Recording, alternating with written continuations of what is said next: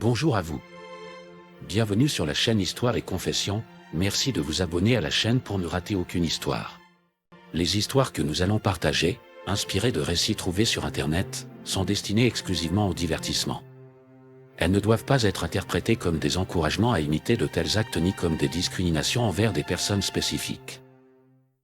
Je m'appelle Sylvain Hartwell. J'ai 35 ans et je vis dans une modeste maison de 2 chambres, en périphérie de Dallas. À première vue, ma vie a tout de l'existence normale, stable, prévisible, peut-être même enviable. C'est en tout cas ainsi que je l'apercevais. Je suis marié à Éléonore depuis 8 ans. Nous nous sommes rencontrés à l'université, et depuis, nous avons tout traversé ensemble, les épreuves partagées, les petites victoires, le rythme discret de la vie. Je croyais que nous avions trouvé notre équilibre. Nous n'étions pas riches, mais nous étions à l'aise. Nous avions nos habitudes, nos petits rituels, ces choses simples qui nous donnaient l'impression d'être ancrés quelque part. Chaque dimanche matin, je préparais un café pour Éléonore et le lui apportais au lit. C'était notre moment à nous, pour parler, rire, reprendre notre souffle avant le tumulte de la semaine. Le vendredi soir, c'était soirée film. Popcorn, Netflix et une bouteille de vin.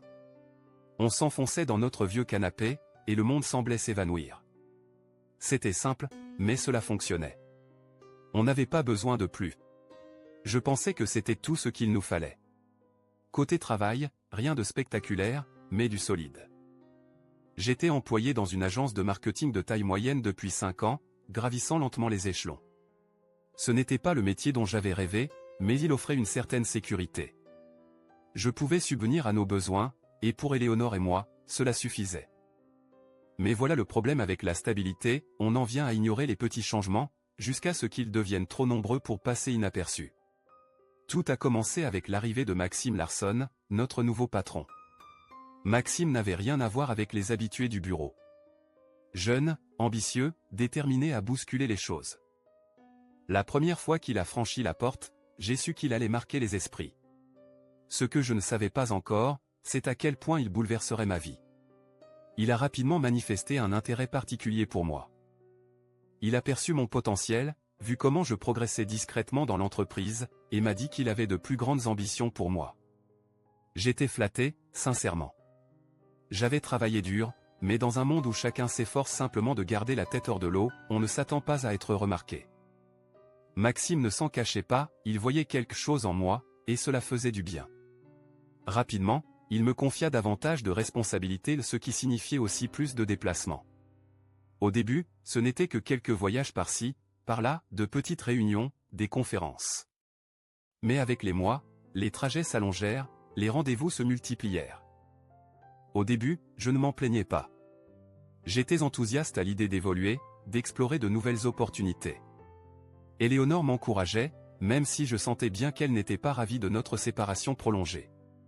Pourtant, elle me poussait à y aller. C'est bon pour nous, disait-elle. On ira bien. C'est à cette période que j'ai commencé à remarquer des changements dans son comportement. Rien de flagrant, juste des détails. Elle passait plus de temps à la salle de sport, achetait de nouveaux vêtements et des pièces coûteuses, élégantes. Elle se faisait faire les ongles plus régulièrement, une coquetterie à laquelle elle n'avait jamais vraiment accordé d'importance auparavant. Elle semblait plus heureuse, plus sûre d'elle. Et j'aurais dû m'en réjouir. D'une certaine manière, je l'étais. Mais une sensation sourde, dans le creux de mon ventre, me murmurait qu'il y avait peut-être autre chose derrière cet enthousiasme soudain. Peut-être étais-je simplement paranoïaque.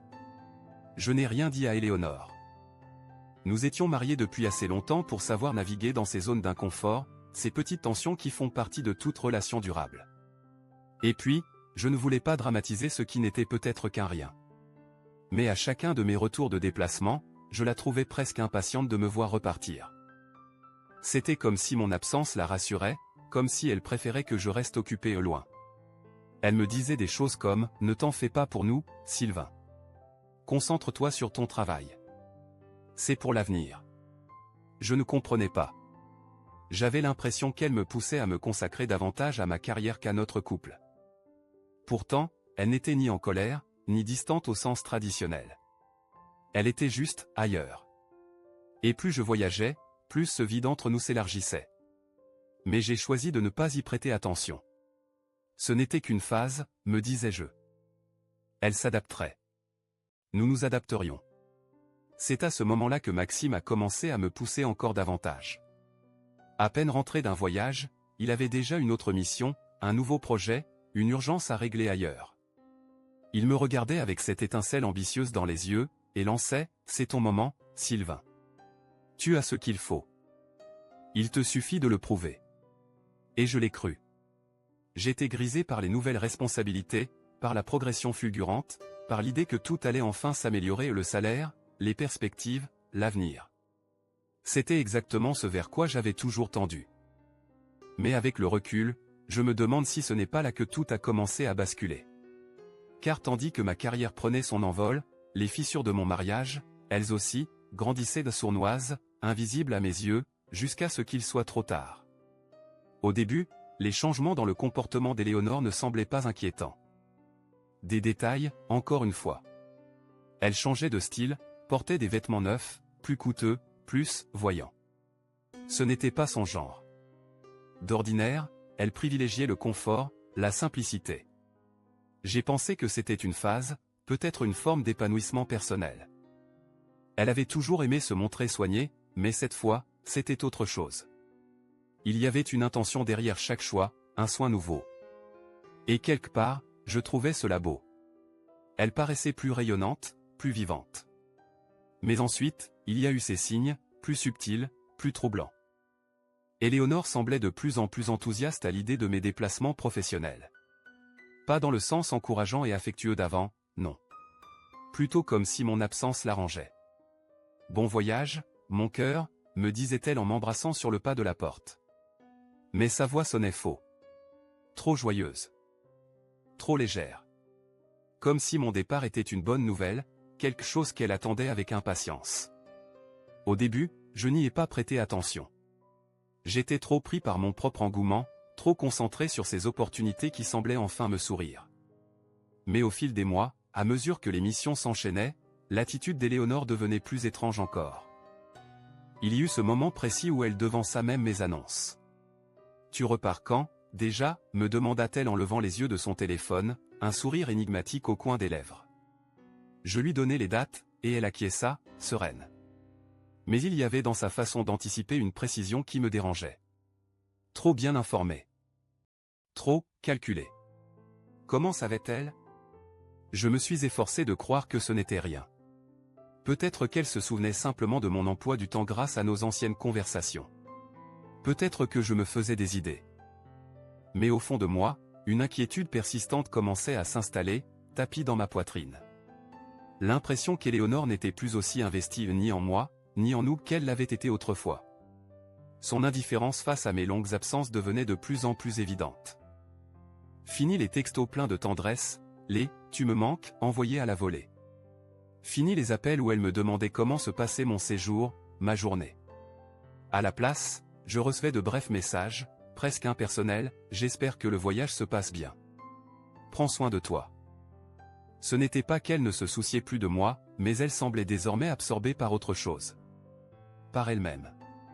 Elle ne semblait plus avoir besoin de moi comme avant. Cette idée me faisait mal, mais je me persuadais que ce n'était qu'un effet de son propre cheminement. Elle s'épanouissait, trouvait sa place dans le monde, tout comme moi avec mon travail. Mais il y a eu un moment. Une conversation. Et c'est là que mes certitudes ont commencé à se fissurer. Je revenais d'un voyage d'une semaine à Denver. À peine avais-je posé mon sac qu'Éléonore me lança, avec une hâte presque trop marquée, « Alors, c'est quand ton prochain déplacement ?» Je fus pris de court. Je n'y avais même pas encore réfléchi. Je ne sais pas trop. Peut-être le mois prochain, mais rien n'est encore fixé. Son visage s'éclaira. « C'est super. Ce sera bien pour toi. Tu le mérites. » Je la regardai, surpris. « Tu es sûr ? C'est long, tu sais. » Elle balaya l'air de la main, comme pour chasser ma remarque. « Ne t'en fais pas. L'avenir dépend de ta réussite, non ?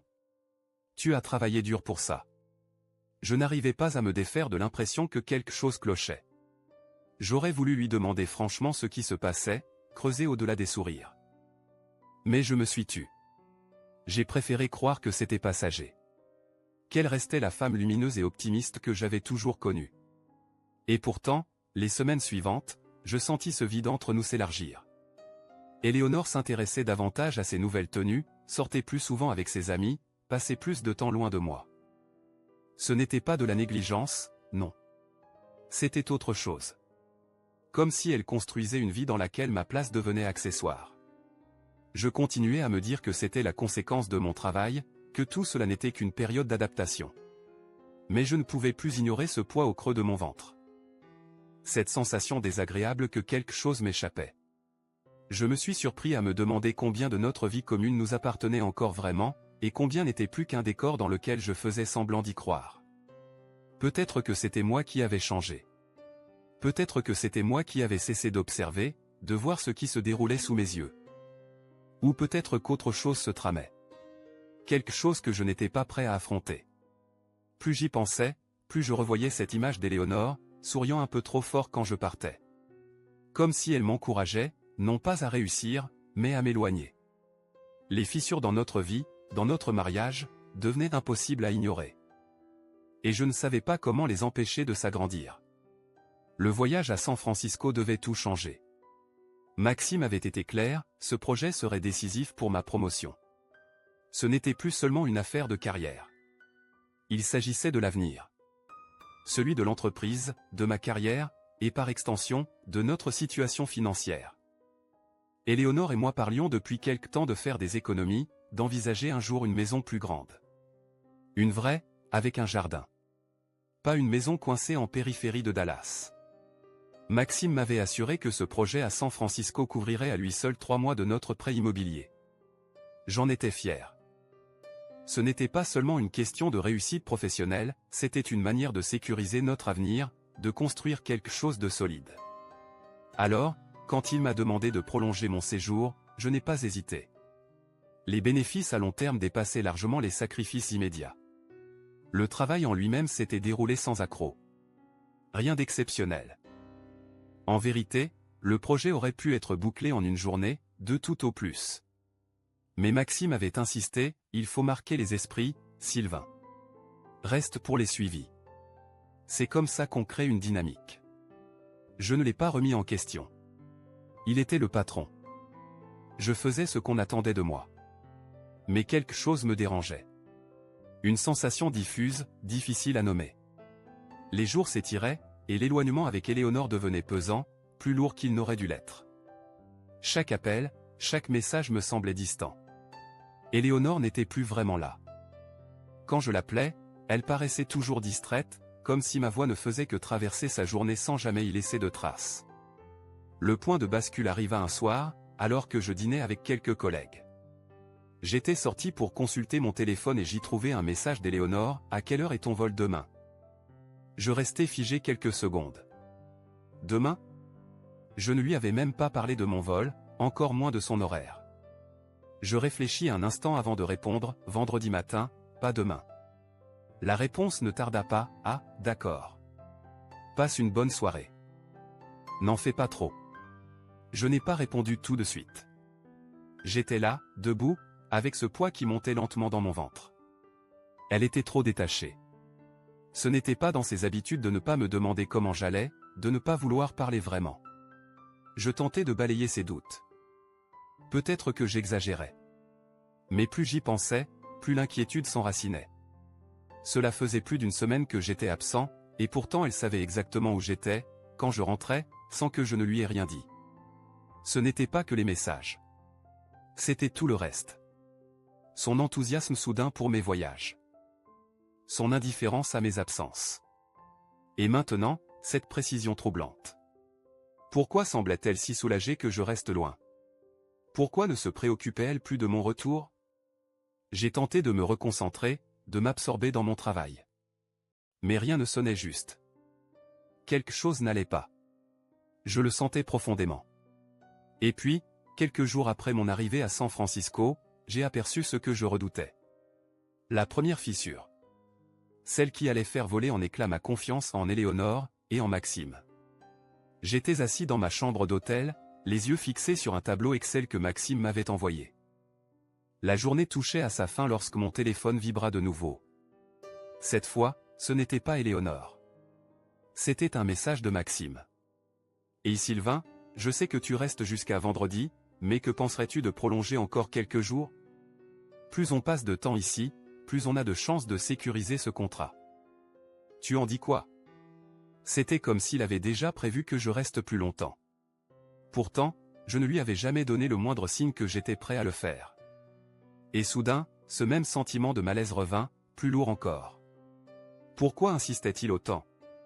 Ce n'était pas une simple suggestion, c'était une injonction déguisée. Je repensais aux conversations que j'avais eues avec Éléonore. À son insistance étrange, presque gênante, pour que je prolonge mes déplacements. Même lorsque je lui avais confié que je me sentais prêt à rentrer plus tôt, elle avait balayé l'idée d'un revers de main. Peu à peu, une pensée insidieuse s'imposa, et si Maxime et Éléonore collaboraient, d'une certaine manière? Pas nécessairement de façon explicite, mais comme s'ils œuvraient dans la même direction et me gardaient éloigné, occupé, absorbé par mon travail. Pourquoi? Pourquoi voulait-il tant que je sois loin? Pourquoi ce besoin de me voir entièrement focalisé sur autre chose que ma propre vie? Je ne pouvais plus l'ignorer. Il se passait quelque chose. Quelque chose d'invisible mais oppressant, quelque chose qui ne collait pas. Que Maxime me pousse à rester alors que tout le travail était déjà terminé n'était plus logique. Ce n'était pas pour mon bien. Ce n'était même pas pour le projet. C'était pour me garder sous contrôle. M'occuper. M'éloigner. Je levai les yeux vers la fenêtre. La skyline de San Francisco brillait au loin, froide et scintillante. Et pour la première fois depuis mon arrivée, je ne pensais plus au projet, ni à la promotion. Je pensais à Éléonore. À notre mariage. Aux failles silencieuses qui s'étaient creusées bien avant ce voyage, mais que je n'avais jamais voulu regarder en face. Elles étaient là, maintenant, béantes. Et je ne pouvais plus faire semblant. La question était, qu'allais-je faire, maintenant que je voyais tout ça? Le projet à San Francisco se termina plus tôt que prévu. J'avais tout finalisé en avance, les rapports étaient transmis dès le mercredi. Il ne restait plus qu'un dernier rendez-vous avec Maxime, prévu pour le vendredi, une formalité, rien de plus. Il n'y avait plus aucune raison de rester plus longtemps. Tout était terminé. Pourtant, quand j'annonçai à Maxime que je comptais rentrer plus tôt, il marqua un temps d'arrêt. Il ne se montra pas contrarié, pas ouvertement, mais il n'était clairement pas ravi. « Je pense vraiment que ce serait mieux si tu restais pour les réunions de suivi, » dit-il avec ce sourire désarmant qu'il savait si bien utiliser. « On doit consolider tout ça pendant qu'on est encore sur place. » Une pointe de frustration me traversa. Il ne s'agissait plus du travail, je le savais. J'avais accompli tout ce qu'on m'avait demandé, et plus encore. Ce qu'il voulait, c'était me garder ici. Me retenir. M'éloigner. Mais je ne dis rien. Peut-être que c'était mon ambition qui parlait à ma place. Je ne voulais pas tout gâcher. Une partie de moi, celle qui s'était battue pour cette promotion, voulait rester un bon soldat. Alors j'ai dit à Maxime que je resterais. Mais dans ma tête, une décision se formait, j'allais appeler Éléonore dès que j'aurais un moment. De retour dans ma chambre d'hôtel ce soir-là, je pris mon téléphone et composai son numéro. « Salut Éléonore, » dis-je, tentant de garder un ton léger, même si un nœud familier me serrait déjà la poitrine. Je pensais rentrer un peu plus tôt demain. Le boulot est terminé. Un court silence suivit, avant qu'elle ne réponde. Et dans sa voix, je crus entendre un sourire, perceptible malgré la distance. « Oh, tu rentres plus tôt. C'est une surprise. Je pensais que tu restais jusqu'à vendredi. » Je fronçai les sourcils, dérouté. « Je t'avais dit que je rentrais plus tôt. » Sa voix changea, s'adoucit, presque trop lisse. Calculé. Je sais. Je ne pensais pas que tu étais si pressé de revenir. T'en fais pas, on va gérer. Je pense que ce serait mieux que tu restes jusqu'à la fin de la semaine. On en a déjà parlé, non? Je restai un instant silencieux, tentant de comprendre ce qu'elle voulait vraiment dire. Il y avait quelque chose dans son ton, dans sa hâte soudaine à raccrocher. T'es sûr? Demandai-je, cherchant à entendre la vérité entre les lignes. Elle hésita. Puis répondit, oui, reste un peu plus longtemps, s'il te plaît. Ce sera mieux pour nous deux. L'avenir dépend de ça, tu sais. Un frisson glacé me traversa. L'avenir dépend de ça. Elle l'avait répété souvent, presque comme un mantra. Mais ce soir-là, ces mots sonnaient différemment. Il ne parlait plus d'un rêve commun. C'était devenu un ordre. D'accord, je vais rester, dis-je enfin. Mais les mots eurent un goût amer. À peine la conversation terminée, un malaise lancinant s'installa. Un sentiment précis, tenace. Je savais, désormais, que quelque chose m'échappait. La manière dont elle avait parlé, ce n'était pas de l'inquiétude. C'était autre chose. Comme si elle faisait tout pour me retenir là-bas, comme si elle voulait que je reste loin, encore un peu plus longtemps. J'ai tenté de chasser cette pensée. J'étais juste fatigué. Trop de voyages, trop peu de sommeil. Peut-être que je me montais la tête pour rien. Mais cette nuit-là, allongé dans mon lit d'hôtel, je ne cessais de repasser ces mots dans ma tête. Encore, et encore. Quelque chose clochait. C'était comme si Éléonore préférait mon absence à mon retour. Comme si ma présence devenait une gêne plus qu'un réconfort. Et l'insistance de Maxime à me garder pour ces pseudo-réunions de suivi, elle prenait un tout autre sens maintenant. Ce n'était plus une question de travail. C'était une question de contrôle. Le lendemain matin, je quittais l'hôtel pour une dernière série de réunions. J'étais déterminé à en finir, à clôturer tout ça. Dans le taxi, j'appelais Éléonore à nouveau. Cette fois, son ton était plus froid. « Tu rentres quand déjà ?» demanda-t-elle. « Pas avant vendredi », répondis-je, sentant ce gouffre invisible grandir entre nous. « D'accord », fit-elle, trop vite. « Bonne journée. » Et elle raccrocha avant que je n'aie le temps d'ajouter quoi que ce soit. Je restais là, figé à l'arrière du taxi, tandis que les rues embrumées de San Francisco défilaient lentement par la fenêtre. Et cette suspicion, jusque-là ténue, commença à se solidifier, à se répandre dans mon esprit comme une marée noire. Ce n'était pas dans ses habitudes. Éléonore n'avait jamais été aussi distante. Elle ne balayait jamais les banalités d'usage. Elle demandait toujours comment s'était passée ma journée. Elle voulait savoir. Elle s'intéressait. Mais là, rien. Comme si mon absence l'arrangeait. Comme si j'étais devenu secondaire. Je ne pouvais plus faire semblant. Je ne courais plus après une promotion. Je fuyais quelque chose sans le savoir. Plus tard, dans l'après-midi, une fois ma dernière réunion terminée, je pris la décision de rentrer à l'hôtel. J'avais eu ma dose. Des réunions inutiles. Des manigances de Maxime. Il était temps de rentrer chez moi. Mais en arrivant devant l'hôtel, je jetai un regard par la fenêtre du taxi, et mon cœur rata un battement. La voiture de Maxime était garée juste devant le bâtiment. Ma première pensée fut de croire à une coïncidence. Peut-être logeait-il dans le même hôtel. C'était plausible.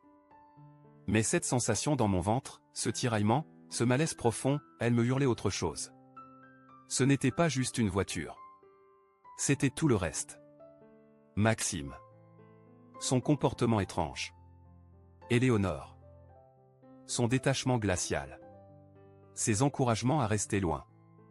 Je descendis précipitamment du taxi et pris l'ascenseur. Mais arrivé devant la porte de ma chambre, je m'arrêtai net. Quelque chose me cloua sur place. Je ne suis pas entré.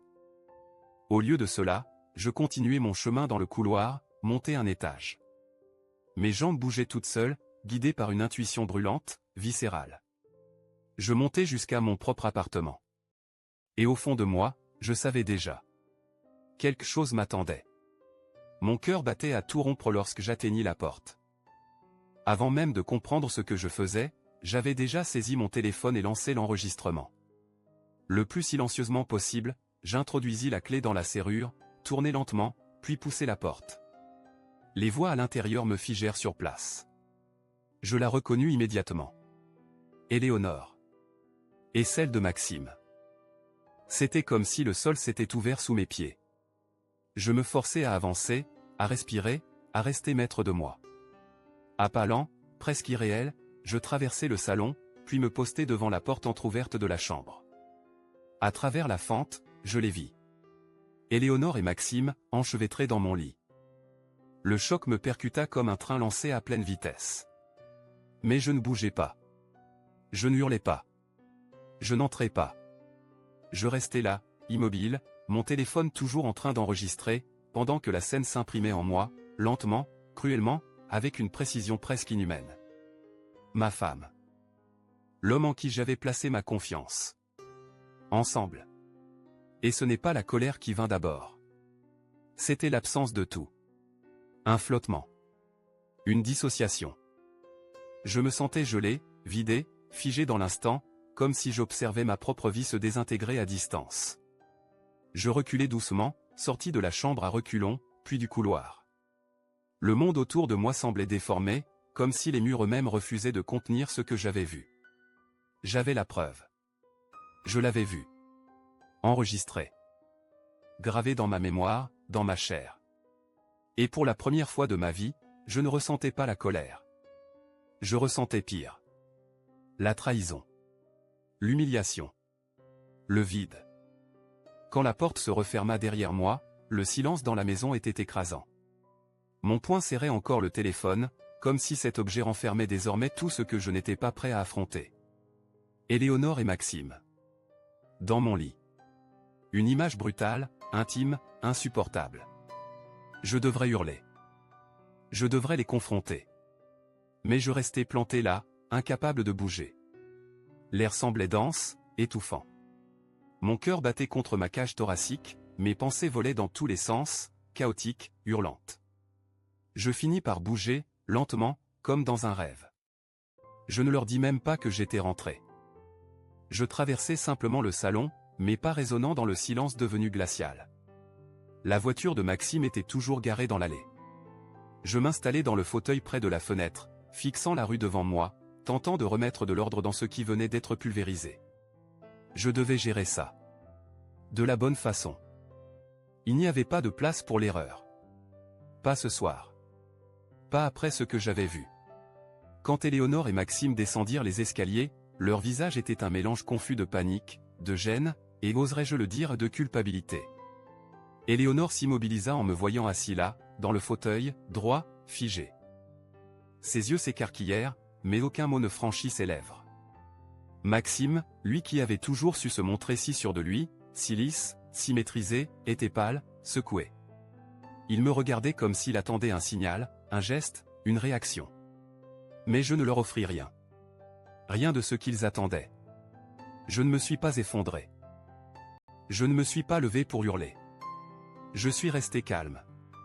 Glacial. Alors, c'est ça, dis-je, d'un ton anormalement posé. C'est donc ça qui se passe depuis tout ce temps. Éléonore entr'ouvrit la bouche, prête à dire quelque chose. Je l'interrompis avant même qu'un mot ne sorte. Je sais tout, Éléonore. Son visage se teinta de rouge. Je vis la panique grimper en elle, comme une vague qui monte sans frein. Elle fit un pas dans ma direction, mais je levai une main pour l'arrêter. Ce n'est pas ce que tu crois, murmura-t-elle, d'une voix brisée, comme une excuse mal apprise. Mais c'était exactement ce que je croyais. Non, répondis-je, ferme.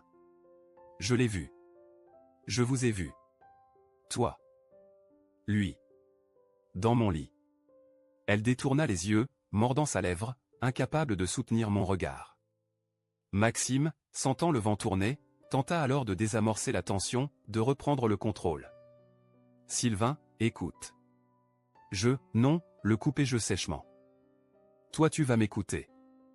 Je le fixai, mon regard dur comme l'acier. Tu m'as manipulé depuis le début. Tu t'es servi de moi. Et toi? Je me tournai vers Éléonore, sentant mon cœur se fendre un peu plus à chaque mot. Tu m'as fait croire que tout allait bien. Tu souriais, tu riais, pendant que tu me trahissais. Je n'ai pas pu finir. Le poids de la vérité était trop lourd. Trop brutal. Un instant, j'ai cru que j'allais craquer. Mais je me suis forcé à respirer. À laisser la colère monter, puis redescendre. Je me retournai vers Maxime, mon ton tranchant comme une lame. Tu es viré, Maxime. C'est terminé. Tu ne remettras plus jamais les pieds dans cette maison. C'est clair? Son expression se durcit, mais je vis la peur dans son regard. Une faille. Une étincelle de panique qu'il ne parvenait pas à dissimuler derrière ses postures d'homme sûr de lui. Il serra la mâchoire, ses mains tremblaient légèrement.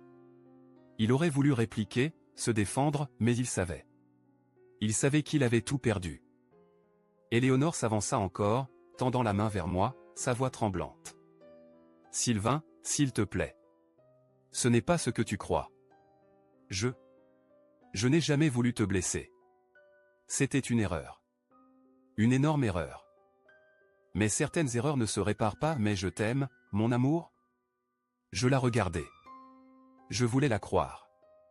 Je le voulais vraiment. Mais comment aurais-je pu, après tout ce qu'elle avait fait? Les manipulations, les mensonges, la trahison. Non, dis-je simplement, sentant enfin quelque chose remuer dans ma poitrine. Tu ne peux pas appeler ça une erreur. Tu as fait un choix. Tu l'as choisi lui. Tu as choisi de me mentir. De tout détruire. Son visage se décomposa sous le poids des larmes. Elle sanglotait déjà. Sylvain, je t'en supplie. Je n'ai jamais voulu te faire de mal. Mais je ne ressentais plus rien. Rien d'autre que ce froid glacial, ce détachement irrévocable. C'est terminé, Éléonore. Je vais demander le divorce. Je ne veux plus rien avoir à faire avec toi, ni avec lui. Maxime tenta de parler, d'intervenir, mais je ne lui laissai aucune chance. Je lui tournai le dos, marchant d'un pas ferme vers la porte. Et puis, juste avant de poser la main sur la poignée, sa voix me rattrapa une dernière fois, « S'il te plaît, Sylvain, ne fais pas ça. » Je m'arrêtai. Mais je ne me retournai pas. Je ne pouvais plus la regarder. Je l'avais aimée. Je lui avais fait confiance. Et maintenant, c'était fini. Je suis déjà parti, dis-je, ma voix comme un couperet dans l'air figé. Et toi aussi. Un silence. Puis, une dernière fois, adieu, Éléonore. Et je franchis la porte, laissant derrière moi les ruines de ce qui avait été ma vie. Ce n'était pas une vengeance. Ce n'était plus de la colère. C'était autre chose. C'était le début d'autre chose. Je savais que je devrais tout reconstruire. Repartir de zéro. Les jours qui suivirent furent un enchaînement flou, méthodique, presque mécanique. Il n'y avait plus de place pour les émotions. Mon cœur était en miettes, mais je ne pouvais pas me permettre de faiblir. Je devais reprendre le contrôle. De ma vie. De mon avenir. Une semaine après la confrontation, je rencontrai Sarah Mitchell, avocate spécialisée en divorce. Le rendez-vous fut froid, précis, professionnel. C'était exactement ce qu'il me fallait. Sarah était tranchante, structurée, directe. Nous avons étudié les étapes à venir. Elle examina la vidéo que j'avais enregistrée. Sa réaction fut claire, c'était une preuve solide, irréfutable. L'adultère d'Éléonore, sa relation avec Maxime, tout y était. Pas besoin de procès interminable. Pas de longue bataille juridique. J'avais ce qu'il fallait pour tourner la page. J'étais prêt à couper les ponts. À rompre tous les liens. Et à avancer. Sylvain, cette vidéo vaut de l'or, déclara Sarah en fixant l'écran, le regard tranchant. Grâce à ça, la procédure va être beaucoup plus simple. Tu n'auras aucun mal à récupérer l'intégralité de tes biens. Ton mariage est légalement caduc et ta situation financière est sécurisée. J'acquiesçai, et pour la première fois depuis des semaines, un étrange soulagement m'envahit. Un sentiment de reprise en main. De contrôle retrouvé. Éléonore ne recevrait rien. Ni pension, ni part d'héritage, ni avantage. Elle avait renoncé à tout droit sur ma vie au moment même où elle avait choisi de la piétiner. Il n'y aurait ni compromis, ni clémence. Mais ce n'était pas seulement Éléonore qui devait faire face aux conséquences. Maxime, lui aussi, allait devoir rendre des comptes. Sarah m'accompagna dans le dépôt d'une plainte officielle auprès des ressources humaines. J'avais suffisamment de preuves pour dévoiler son implication, pour démontrer comment il avait sciemment orchestré cette liaison. Et avec le soutien du service RH, son avenir professionnel s'écroula comme un château de cartes. Plus j'y réfléchissais, plus je réalisais l'ampleur de ce qu'il m'avait pris. Maxime n'était pas seulement mon supérieur. Il avait été une figure d'influence, un homme habile qui avait manipulé chaque recoin de ma vie pour servir ses propres ambitions. Il m'avait utilisé pour grimper. Et maintenant, c'était à son tour de tomber. Une semaine plus tard, je reçus un appel de mon entreprise. Maxime venait d'être suspendu, le temps de l'enquête. Quant à moi, on m'annonçait ma mutation officielle vers un poste de consultant senior dans une société concurrente, Precision Consulting Group. L'offre était inespérée. Un salaire nettement supérieur, une autonomie totale, un respect professionnel que je n'avais jamais connu auparavant. Comme si le monde, en retirant les figures toxiques de ma vie, m'offrait enfin l'espace pour respirer. Lorsque les papiers du divorce furent signés, Éléonore repartit avec le strict minimum. Elle tenta bien, à plusieurs reprises, de me contacter. Des excuses, des regrets tardifs. Je n'ai jamais répondu. Je n'avais plus besoin d'entendre ses justifications. Elle avait fait un choix. À elle d'emporter le poids. Quant à Maxime, il ne s'en sortit pas aussi facilement. Accablé par l'épreuve, incapable de se défendre, il fut licencié sans préavis. Sa carrière, autrefois pleine de promesses et d'ambition, s'effondra brutalement.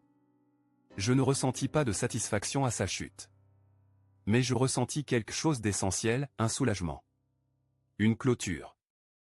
Il avait franchi une ligne, et l'univers, d'une manière ou d'une autre, avait rétabli l'équilibre. Pendant ce temps, ma nouvelle vie commençait doucement à prendre forme. Je m'étais installé dans un nouvel appartement épuré, moderne, aux antipodes de l'ancien. De l'homme que j'avais été. La douleur était toujours là, bien sûr. Mais elle ne m'écrasait plus. J'avançais. Lentement, mais sûrement. Et c'était tout ce qui comptait. Dans les semaines qui suivirent, je restais discret. Réservé. Je me plongeais dans le travail, concentré sur l'avenir, sur ce que je pouvais encore construire. Mais le poids émotionnel de ce que j'avais vécu, de la trahison, du mensonge, n'était jamais bien loin. Il flottait autour de moi, discret mais tenace. J'ai recommencé à sortir, à fréquenter des gens. Et puis, j'ai commencé à revoir quelqu'un. Cette fois, c'était différent. Je n'étais pas à la recherche d'un pansement. J'étais à la recherche de vérité. De respect. D'authenticité. Deux choses que j'avais appris à chérir. Deux choses que l'on n'abandonne plus, une fois qu'on les a perdues une première fois. Un soir, alors que j'étais assis avec Nona, ma nouvelle compagne, dans un petit restaurant chaleureux, mon téléphone vibra. Un message. D'Éléonore. Quelques mots seulement. Mais ils m'atteignirent comme un coup en plein ventre, je sais que je t'ai blessé. J'ai commis des erreurs terribles.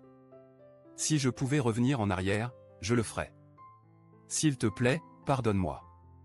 Je lus le message, puis reposai le téléphone. Et je ne ressentis rien. La femme derrière ces mots n'était plus qu'une étrangère. Je pensais aux années passées avec elle. À tout ce en quoi j'avais cru. À cet amour total, aveugle, que je lui avais offert. Cet homme-là n'existait plus. Il s'était éteint avec la trahison. Je tournais les yeux vers le présent. Vers ce que j'étais en train de bâtir. Nona me regardait, attentive, ayant perçu le changement en moi. Je lui souris. Ce n'était pas un sourire joyeux. C'était un sourire de libération. Je vais bien, dis-je doucement. Je vais enfin bien. 6 mois plus tard, je me retournais sur tout ce que j'avais traversé. La trahison. La douleur. La transformation. Je n'étais plus l'homme que j'avais été. J'étais plus fort. Plus lucide. Mais aussi plus accompli. Les cicatrices émotionnelles étaient toujours là. Mais elles ne me guidaient plus. Elles ne dirigeaient plus mes choix. J'avais trouvé la paix. J'avais trouvé la liberté. Un soir, autour d'un dîner entre amis, nous avons évoqué les épreuves que j'avais vécues, les pertes, mais aussi la croissance. Et j'ai compris, à cet instant précis, que je n'étais plus amer. J'avais tourné la page. Définitivement. Les personnes présentes dans ma vie aujourd'hui étaient celles qui comptaient vraiment et celles qui me respectaient, qui tenaient sincèrement à moi. Et j'étais enfin prêt à embrasser pleinement l'avenir. Alors que je savourais simplement l'instant, une vérité douce et évidente s'imposa à moi, je m'étais reconstruit. J'avais pris tout ce que la vie m'avait infligé, la douleur, les trahisons, les pertes, et j'en avais fait une fondation. Une version plus forte, plus lucide de moi-même. Ce n'était pas une revanche. Ce n'était pas une quête pour régler mes comptes. C'était la reconquête de ma propre vie. Et pour la première fois depuis longtemps, je me sentais libre. 6 mois s'étaient écoulés depuis que tout s'était effondré. La trahison. Le divorce. L'implosion professionnelle. Et ce soir-là, debout sur le balcon de mon nouvel appartement, face aux lumières de la ville, je pris conscience du chemin parcouru. Ma vie avait été bouleversée, balayée jusqu'aux fondations. Mais dans ces ruines, j'avais trouvé mieux. J'avais trouvé vrai. Ma carrière avait repris vie chez Precision Consulting Group, une entreprise qui reconnaissait mes compétences et qui me respectait pour ce que j'étais, et non pour ce que je représentais. La promotion tant espérée était enfin tombée.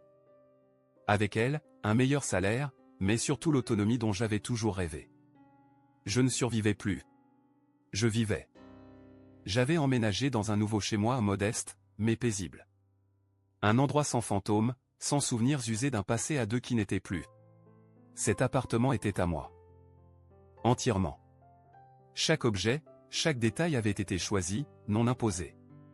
Le mobilier était simple, l'espace épuré, contemporain. Mais c'était cette sensation de liberté qui le rendait profondément mien. Et puis, il y avait Nona. Elle n'était rien de ce qu'Éléonore avait été. Elle était honnête. Ancrée. Présente. Et surtout, elle respectait les frontières. Les silences. Les doutes. Dès les premiers instants, j'avais senti qu'elle me voyait. Moi. Pas mon poste. Pas mon statut. Pas mes ambitions.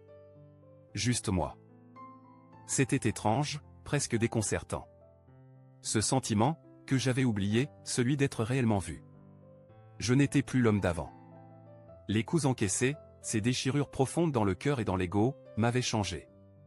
Raffermi. Mais il m'avait aussi rapproché de ce que je voulais vraiment. Et pour la première fois depuis des années, je tenais à nouveau les rênes de ma vie. Et j'étais prêt. Prêt à avancer.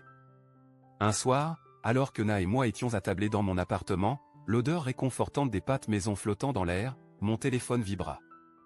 Numéro inconnu. Mais quand j'aperçus le nom, mon cœur manqua un battement. Éléonore. Le message disait, « Sylvain, je sais que je t'ai blessé. J'ai commis tant d'erreurs, et je les regretterai jusqu'à la fin de ma vie. Si je pouvais revenir en arrière, je le ferais. Je suis désolé pour tout. S'il te plaît, pardonne-moi. » Je restais là, l'écran allumé entre mes mains, figé. Les mots me semblaient étrangement familiers. Fatigué. Vide. Je pouvais presque entendre sa voix dans ma tête, la même tonalité suppliée qu'elle avait employée lors de nos dernières conversations, quand elle tentait de me faire comprendre. De me retenir. Mais cette femme n'existait plus. Celle qui avait écrit ces mots était désormais une étrangère. La personne que j'avais aimée, en qui j'avais cru, avait disparu. Remplacée par une autre. Une femme qui avait choisi la trahison là où j'avais offert ma loyauté. Je posai le téléphone sur la table et croisai le regard de Na. Elle m'observait avec douceur, inquiète peut-être, mais silencieuse. Elle ne posa pas de questions. Elle se contenta d'un léger sourire. « Ça va ?» demanda-t-elle simplement, sa voix basse et apaisante. Je hochai la tête, mon cœur plus léger qu'il ne l'avait été depuis des mois. « Oui, je vais bien. » Et c'était vrai. Je n'avais pas besoin de répondre. Je n'avais pas besoin de rouvrir cette porte. Le poids de cette histoire ne m'appartenait plus. L'excuse d'Éléonore n'était qu'une tentative de plus pour recoller les morceaux d'un passé révolu. Mais ce passé, je l'avais laissé derrière. J'avais avancé. Reconstruit. Je n'étais plus cet homme qui se pliait en quatre pour quelqu'un qui l'avait jeté de côté. Alors que Na et moi terminions notre repas, je repensais au chemin parcouru. La douleur, le deuil, la colère. Tout cela avait été nécessaire. Sans cette chute, je n'aurais jamais compris à quel point j'étais capable de me relever. Je n'aurais jamais appris que ma valeur ne dépendait de personne d'autre que moi. Ce soir-là, je sortis sur le balcon, une boîte de vieilles photos entre les mains. Des clichés d'Éléonore et moi, des fragments d'une existence révolue. Je les déposai dans le petit brasero et y mis le feu. Les flammes dévorèrent les images une à une, les réduisant en cendres. Et à mesure qu'elles disparaissaient, je sentis quelque chose se refermer en moi. Une page. Un chapitre. Une vie. C'était comme brûler le passé pour faire place à l'avenir. Lorsque la dernière photo se consuma, ne laissant derrière elle qu'un voile gris de poussière, je restai là, dans la nuit silencieuse. En paix. Pour la première fois depuis des années, j'étais libre. Libre des mensonges. Libre du passé. Libre de devenir l'homme que j'étais enfin prêt à être. Plus tard ce soir-là, allongé dans mon lit aux côtés de Na, je repensais à tout ce que j'avais traversé. Au chemin parcouru. Je n'étais plus cet homme abattu, pris de court par la trahison. J'avais appris. J'avais souffert. Et j'en étais sorti plus fort. Les mois qui suivirent furent ceux de la reconstruction. Ma carrière prenait son envol. J'avançais avec une clarté nouvelle, animé d'un but que je n'avais jamais connu auparavant. Je ne cherchais pas à me venger. Mais je ne regardais plus en arrière non plus. Je me concentrais sur l'avenir. Sur les liens que j'allais créer. Sur la vie que j'allais construire. Sylvain Hartwell avait été mis à terre. Mais il se tenait désormais plus droit que jamais, prêt à faire face à ce que la vie lui réservait. La route devant moi restait incertaine. Mais cette fois, j'étais prêt. Parce que, désormais, je savais qui j'étais.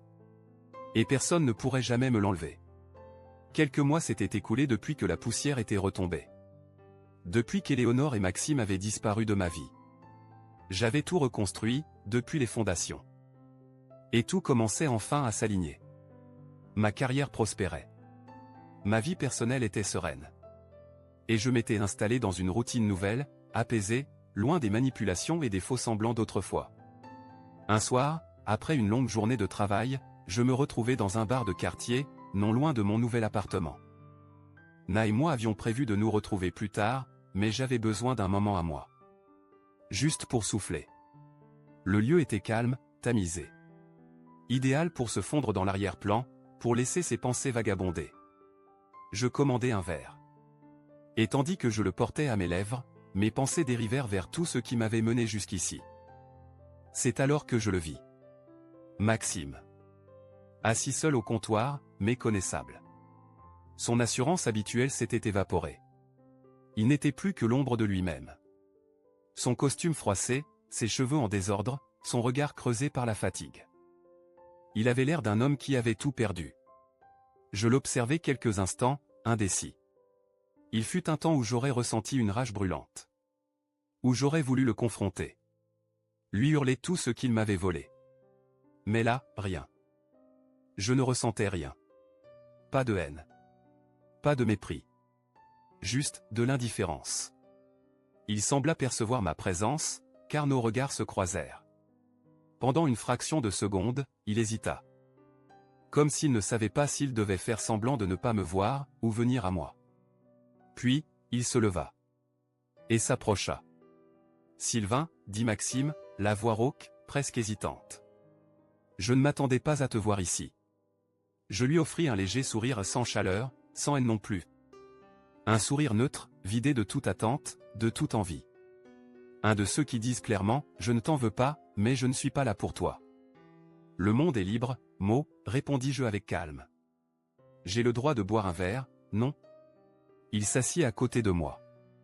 L'air entre nous était chargé. Pas d'hostilité. Pas d'agressivité. Juste ce poids silencieux que laissent les choses non dites, les histoires qu'on ne peut effacer. Je remarquai que ses mains tremblaient légèrement lorsqu'il saisit son verre. L'homme sûr de lui, le stratège charmeur, avait disparu. Ne restait qu'un type abîmé, vidé de sa superbe. Je voulais m'excuser, commença-t-il, sa voix à peine audible. Pour tout. Pour la façon dont ça s'est passé. Je n'ai jamais voulu détruire ta vie, mec. Ce n'était pas mon intention. Je le regardais sans ciller. Tu n'as détruit que la tienne, mot. Moi, j'ai juste été pris dans les débris. Il baissa les yeux vers son verre, les épaules affaissées. Comme si, pour la première fois, le poids de ses actes s'abattait vraiment sur lui. Je sais, souffla-t-il. Je sais pas ce que je foutais. Je me suis laissé bouffer par le pouvoir, par tout ce que je pensais devoir avoir. J'ai tout repoussé. Tout ce qui comptait. Et regarde où j'en suis. Je bus une gorgée, ne ressentant aucune satisfaction. Juste le goût amer de tout ce qui avait été. Tu n'as jamais été un ami pour moi, Maxime. Tu étais un manipulateur. Tu utilisais les gens pour grimper. Moi y compris. Et maintenant, tu n'as plus rien. Son visage se teinta de honte. Un mélange de frustration et d'humiliation. Il passa une main dans ses cheveux, soupira longuement. Je sais. J'ai tout perdu. Mon poste. Ma réputation. Je repars de zéro. Et je sais que je ne mérite pas ton pardon, mais, je voulais juste te dire que je suis désolé. Je le fixais encore. Sans colère. Sans compassion. Juste un détachement froid, presque clinique. Désolé, ça ne répare rien, mot. Ça ne change rien à ce que tu as fait. Ni à moi, ni à Éléonore, ni à toi-même. C'est toi le seul responsable de ce désastre. Et ce n'est pas à moi de te pardonner. Il hocha lentement la tête, les yeux fixés sur le comptoir. Je comprends. J'ai vraiment tout foutu en l'air. Je m'appuyais contre le dossier de ma chaise, une sérénité étrange me gagnant peu à peu. J'avais passé tant de temps à ruminer. À haïr. À ressasser. Et maintenant ? Plus rien. L'homme assis devant moi n'était plus celui qui m'avait trahi. Il n'était plus qu'une silhouette, un reste. Je suis sorti de tout ça, dis-je d'une voix calme. Je n'ai pas besoin que tu me donnes une fin à cette histoire. J'ai déjà tourné la page. Maxime laissa échapper un rire creux, chargé d'amertume. Je ne t'en veux pas. T'as tout ce que je voulais, toi. Une vraie vie. Un avenir. Je sais pas ce qui m'est passé par la tête, à vouloir te prendre ça. Je ne répondis pas. Je n'en avais pas besoin. Il savait. Il savait exactement ce qu'il avait fait. Il se leva lentement, prêt à partir. Je te dérangerai plus. Je sais où j'en suis maintenant. Merci de m'avoir laissé dire ce que j'avais à dire, même si ça ne change plus rien. Je le regardais s'éloigner. Ses pas résonnaient dans le silence du bar, comme un écho lointain de tout ce que nous avions été. Un rappel du chemin parcouru, de la chute, de la ruine. Il était brisé. Et moi, j'étais celui qui s'était relevé. Celui qui avait traversé le feu et s'était reconstruit, morceau par morceau, loin de la trahison et du mensonge. Je restais encore un moment assis là, laissant la réalité s'imposer, pleinement. La chute de Maxime était totale. Mais je ne ressentais ni triomphe, ni revanche. Tout cela appartenait à un autre chapitre. Un chapitre sombre, terminé. J'avais bâti autre chose. De vrai. De solide. En quittant le bar, je sentis quelque chose se délier en moi. J'étais plus léger. J'étais libre. Libre des chaînes du passé. Libre des erreurs des autres. Libre de ceux qui m'avaient blessé. Désormais, mon avenir m'appartenait. Et j'étais prêt. Prêt pour tout ce qui viendrait. Le passé était derrière moi. Et pour la première fois depuis longtemps, j'étais en paix.